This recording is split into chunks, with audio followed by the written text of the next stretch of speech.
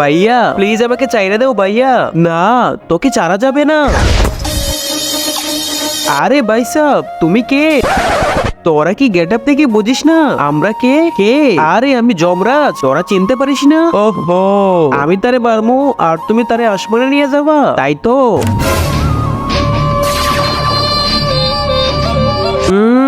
আব্বে সালা ওর এখনো টাইম হয় না, সে এখন মরবে না, এখন তুই মরবি। তোরে এখন আসমানে নিয়ে যাবো।